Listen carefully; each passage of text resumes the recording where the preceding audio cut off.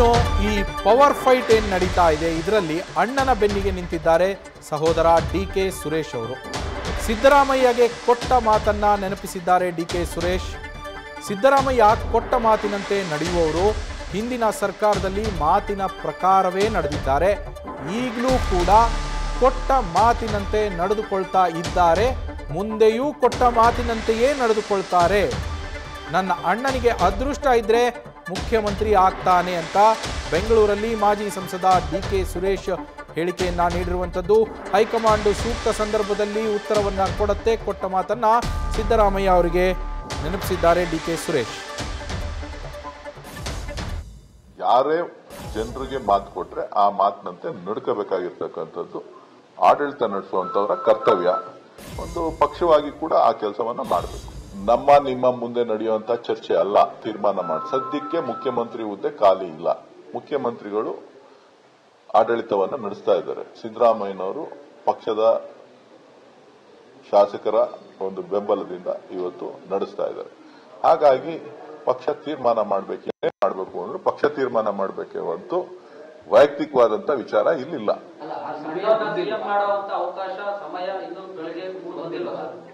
ಹೇಳಿದ್ದೀನಲ್ಲ, ಅದೃಷ್ಟ ಇದ್ರೆ ನಮ್ಮ ಅಣ್ಣ ಮುಖ್ಯಮಂತ್ರಿ ಆಯ್ತಾನೆ ಅಂತ. ಶ್ರಮ ಎಲ್ಲರೂ ಹಾಕಿದ್ದಾರೆ. ಶಿವಕುಮಾರ್ ಅವರು ಹಾಕಿದ್ದಾರೆ, ಬೇರೆಯವರು ಹಾಕಿದ್ದಾರೆ. ಎಲ್ರಿಗೂ ಬೇರೆ ಬೇರೆಯವ್ರಿಗೂ ಕೂಡ ಒಬ್ಬೊಬ್ರಿಗೂ ಕೂಡ ಒಬ್ರು ಮಂತ್ರಿ ಆಗ್ಬೇಕು ಅಂತಾರೆ, ಇನ್ನೊಬ್ರು ಉಪಮುಖ್ಯಮಂತ್ರಿ ಆಗ್ಬೇಕು ಅಂತಾರೆ, ಒಬ್ರು MP ಆಗ್ಬೇಕು ಅಂತಾರೆ, ಒಬ್ರು MLA ಆಗ್ಬೇಕು ಅಂತಾರೆ. ಅವರು ಒಬ್ಬೊಬ್ರದ್ದು ಒಂದೊಂದರ ಆಸೆ ಆಕಾಂಕ್ಷೆಗಳು ರಾಜಕಾರಣದಲ್ಲಿ ಇದ್ದೇ ಇರುತ್ತೆ. ಸೊ ಹಂಗಾಗಿ ಅದನ್ನ ಸ್ವಾಭಾವಿಕವಾದಂತ ಮಾತುಗಳೇ ಹೊರತು ಅದ್ಯಾವುದು ಕೂಡ ಮುಖ್ಯ ಅಲ್ಲ. ಇವತ್ತು ನಾವು ಉತ್ತಮವಾದಂತ ಆಡಳಿತವನ್ನ ಕೊಡೋದೇ ನಮ್ಮ ಗುರಿ. ಶ್ರಮಕ್ಕೆ ಖಂಡಿತ ಪತ್ರ ಇದ್ದೇ ಇದೆ. ಅದಕ್ಕೋಸ್ಕರನೇ ಕಾಂಗ್ರೆಸ್ ಸರ್ಕಾರ ಅಧಿಕಾರಕ್ಕೆ ಬಂದಿತ್ತು. ಒಂದಲ್ಲ ಒಂದಿನ ಸಿಗುತ್ತೆ, ಕಾದ್ ನೋಡ್ಬೇಕು. ನನಗ್ ಗೊತ್ತಿಲ್ಲ. ಭರವಸೆಗಳ ಮೇಲೆ ನಾವು ಬದುಕ್ತಾ ಇರೋದು, ನಂಬಿಕೆ ಮೇಲೆ ನಾವಿರೋದು. ನೀವು ಕೂಡ ನಂಬಿಕೆ ಮೇಲೆನೆ ನೀವು ಕೆಲಸ ಮಾಡ್ತಾ ಇರೋದು. ನೀವು ಯಾವುದೇ ಒಂದು ಸಂಸ್ಥೆನಲ್ಲಿ ಕೆಲಸ ಮಾಡ್ತಾ ಇದ್ರು ಕೂಡ ಆ ನಂಬಿಕೆಯ ಆಧಾರದ ಮೇಲೆ ನೀವು ಕೂಡ ಆ ಸಂಸ್ಥೆಗೆ ಒಳ್ಳೇದಾಗ್ಲಿ, ನನಗೇನಾರ ಒಳ್ಳೇದಾಗುತ್ತೆ ಅನ್ನೋ ದೃಷ್ಟಿಯಿಂದಾನೇ ನೀವು ಕೆಲಸ ಮಾಡ್ತಾ ಇರೋದು. ಸಂಸ್ಥೆ ರಾಜಕಾರಣ ಎಲ್ಲವೂ ಕೂಡ ಒಂದೇ ದೃಷ್ಟಿಕೋನದಲ್ಲಿ ನೀವು ಆಲೋಚನೆ ಮಾಡಿದಾಗ ಎಲ್ಲರೂ ಕೂಡ ಒಳ್ಳೇದಾಗುತ್ತೆ ಅನ್ನೋ ದೃಷ್ಟಿನಲ್ಲೇ ಕೆಲಸ ಮಾಡ್ತಾರೆ.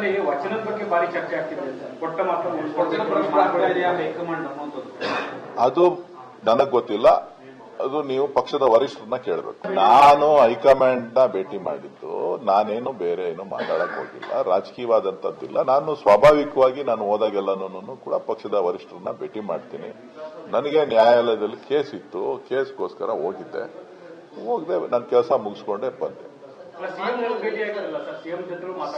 ಸಿಎಂ ನಮ್ಗೆ ಹೊಸಬ್ರಲ್ವಲ್ಲಪ್ಪ. ಸಿಎಂ ನಮ್ಗೆ ಹಳಬ್ರು. ಸಿಎಂ ನಮ್ ಸಿಎಂ ಹತ್ರ ನಾನ್ ಮಾತಾಡೋದಕ್ಕೆ ಬೇರೆ ಏನ್ ಅದ್ರಲ್ಲಿ ಆತಂಕ ಏನಿದೆ?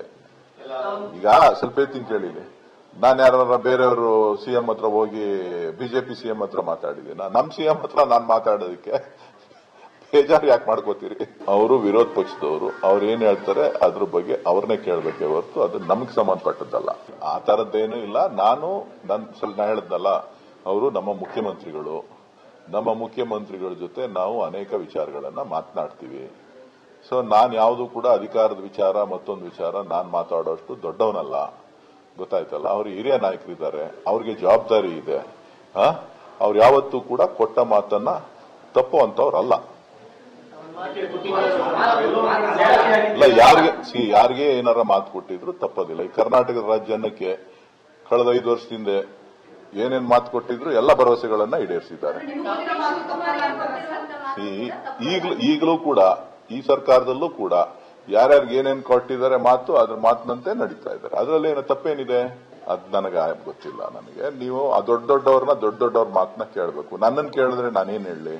ನನ್ನ ವಿಚಾರ ಏನಾರ ಕೇಳಿದ್ರೆ ನಾನು ಹೇಳ್ತೀನಿ. ನಾನು ಯಾವತ್ತೂ ಆಶಾದಾಯಕವಾಗಿರೋನೇ ಹೊರತು ನಾನು ಹಿಂದೆ ತಿರುಗಿ ನೋಡೋನಲ್ಲ, ನಾನು ಮುಂದೆ ತಿರುಗಿ ನೋಡೋಣ ಅಲ್ಲ. ಸ್ವಲ್ಪ ಕೇಳಿ, ಪಕ್ಷದ ವರಿಷ್ಠರಿಗೆ ಅವ್ರು ಏನ್ ತಿಳಿಸ್ಬೇಕೋ ಅದನ್ನ ತಿಳಿಸಿದ್ದಾರೆ. ಅದು ಪಕ್ಷಕ್ಕೆ ಬಿಟ್ಟಂತ ವಿಚಾರ. ಪಕ್ಷದ ನಾಯಕತ್ವಕ್ಕೆ ನಮ್ಮ AICC ಅಧ್ಯಕ್ಷರು ಮತ್ತು ರಾಹುಲ್ ಗಾಂಧಿ ಅವರಿಗೆ ಬಿಟ್ಟಂತ ವಿಚಾರ. ಸೊ ಆ ವಿಚಾರದ ಬಗ್ಗೆ ಅವ್ರು ಏನ್ ತೀರ್ಮಾನ ತಗೋಬೇಕು, ಸಂಘಟನೆ ವಿಚಾರದಿಂದ ಅವ್ರು ತೀರ್ಮಾನ ತಗೋತಾರೆ. ನೋಡಪ್ಪ, ಯಾರ್ಯಾರ ಹಣೆಯಲ್ಲಿ ಏನೇನ್ ಬರ್ದಿದ್ಯೋ ಅದಾಗತ್ತೆ. ಗೊತ್ತಾಯ್ತಲ್ಲ, ಏನು ಮಾಡಕ್ಕಾಗೋದಿಲ್ಲ.